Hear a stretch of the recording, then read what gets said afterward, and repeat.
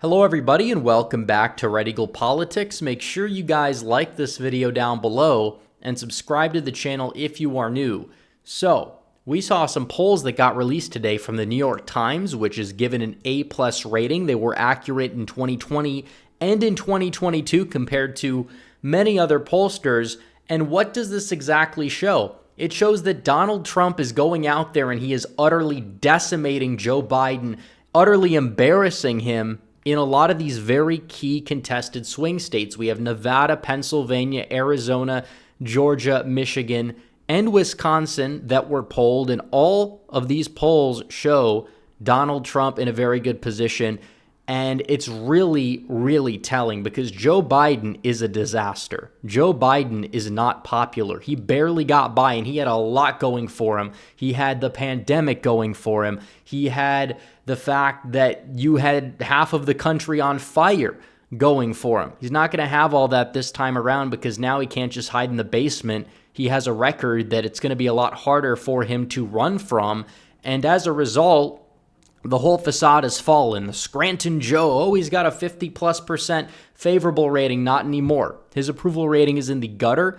In many polls, it is below 40%. And Donald Trump's approval at this time in 2019, I believe it was 43.5. Obama's was 45.4 in late 2011. And you're looking at this, Biden is far behind these previous presidents 3 years in. It's very telling. But what's even more telling is when you look at his approval rating on the issues explicitly, because the economy, which is a lot of people's most important issue that they vote on, people vote with their pocketbooks more so than they vote with anything else. And that shows him underwater by over 20 points. You look at foreign policy, he's underwater by 20, despite the fact that we're in a new conflict, kind of, with the whole Palestine-Israel conflict that's been brewing, and we've been getting involved a little bit, and Biden hasn't really utilized that to his advantage so far, and it doesn't really seem like he will. Same thing went for the whole Russia-Ukraine conflict. His approvals on that were originally high, and they've fallen off of a cliff. Also, looking at inflation, he's underwater by 30 points. Looking at him on crime, he's underwater by 21. If you look at him on the issue of immigration, the border crisis, which is an issue that Donald Trump has kind of made part of his brand, build the wall, that's been Trump's thing, and Trump going up against Biden when Biden has an approval rating on immigration that is underwater by over 30 percentage points. That is embarrassing for Biden, and all the key issues, it seems like, besides the far left lunatics that are going to get riled up about abortion, these issues favor Donald Trump across the board, and make no mistake about it.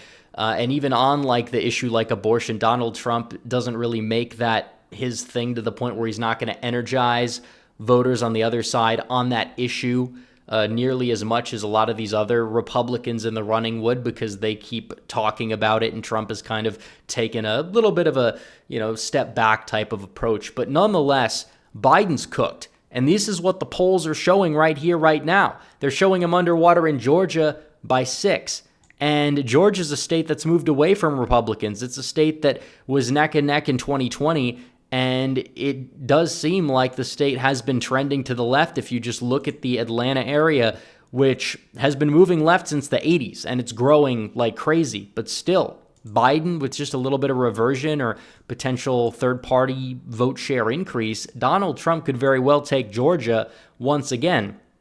Looking at Pennsylvania, polls never showed Trump up in the Rust Belt states, but they're showing Trump up by 4 in the state of Pennsylvania. I know the midterms weren't really that good for Republicans there, but if you have presidential level turnout, it's very possible that Republicans could go out there, max out the white working class vote, and that would be enough to get Trump over the top against a very unpopular Joe Biden. We hear about Trump's favorables are low or whatever. First of all, a lot of those people that say that support Ron DeSantis, and his favorable ratings are even lower in many polls. But nonetheless, Donald Trump overall, you're looking at where his favorables sit. They're higher than they were in 2016. Meanwhile, Biden's approvals, or his favorables, are lower than Hillary Clinton's were in 2016. So you do the math. Michigan, Trump +5. Biden just not well liked in these swing states. I don't know if this is going to be the end result. Some of these polls seem too lofty. The main one that sticks out is Trump by 11 in Nevada. Nevada polls are notorious for overestimating Republicans in some instances, and I would take them with a grain of salt, but nevertheless, Wisconsin showing Biden +2. I also think that if Trump is winning these other states, he's going to take Wisconsin. I think he's more likely to win Wisconsin than every single state that was polled outside of maybe Nevada, because Wisconsin, there's the most room to grow for Republicans in that state. So you're looking at this either way. These polls show Donald Trump in a very good position. Another CBS News poll from YouGov, which has not been Trump's friendliest pollster, they're showing Trump up by 3 in the popular vote. So we see all of this here. And the only cope that we hear is that for some reason, the polls are being manipulated by the pollsters, but that literally means that every single poll would have to be intentionally manipulated to the point where I think a lot of people that just say that do tend to be coping. And while it is possible for a polling error and things can change, what is very true is that Biden's tanking. He's not popular. Donald Trump is not as hated as a lot of these people on Twitter would like to let you have. He's not. And there's a reason why when polled, they asked people, did Trump's policies work for you? And did Biden's policies work for you? Over 50% said that Trump's policies worked for them, whereas when it came down to Biden, only, I think it was like in the mid-30s, said that his policies were working for them, to the point where it's like, okay, well, people do give Donald Trump credit still for what took place during his presidency, all the good things. People want to go back to that compared to the nonsense that we have right now. And getting 4 more years of Trump would be a very good thing for this country. And the average voter is beginning to take notice. They really are, and that's why you're seeing this. Is the Nevada poll an outlier? It's possible. I think all these polls, overall, I would have to say it's not entirely likely that Donald Trump goes out there and wins Michigan even by 5 points or Pennsylvania by 4. But I think that if the polls show that and he gets decent turnout on election day and even before that with the early vote, which we're seeing that right now unfold in Virginia and Kentucky, I'll do my prediction on that tomorrow. But nonetheless, it's showing that Trump not only has a chance at victory, because that's true. He is the favorite, though, which is the more important thing. And people then will say, well, the crosstabs don't make sense, which the crosstabs are right here, by the way. And I wanted to take a look at this because these are not always accurate. Even in the most accurate polls, the crosstabs are pretty off. For example, every single poll showed Donald Trump losing seniors by like 10 plus back in 2020, but he ended up winning them in an actual election day by a few percentage points. And this poll also shows Trump doing about even with voters over 65 as he is doing with voters 18 to 29.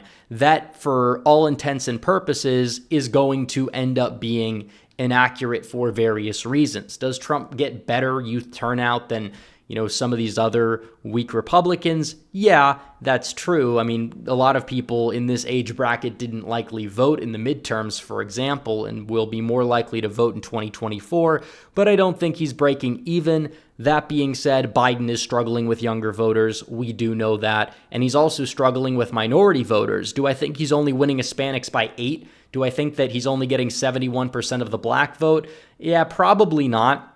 I think Trump will gain a little bit with black voters. He'll gain a little bit with Hispanics. It's not going to be a ridiculous amount, though. But I also think Trump is up by probably more than 15 points with white voters. That's just how these crosstabs work. But that's the way it is. But you'll see a lot of people that are going to be going out there and they're trying to discredit the poll based off of the crosstabs. You really can't do that. You can discredit a poll off of the sample if they don't wait for things like education. I think there are valid reasons if they're missing white working class voters, like so many polls did back in the 2020 election. Because then you'll also have people that say, well, actually, you criticized polls in the past, so why are you accepting the polls to be real now? And I'm literally criticizing these polls too, and I am saying that there is a chance that they are overestimating Trump, but either way, it does show overall that Trump is like above the margin of error in a lot of swing states in these polls.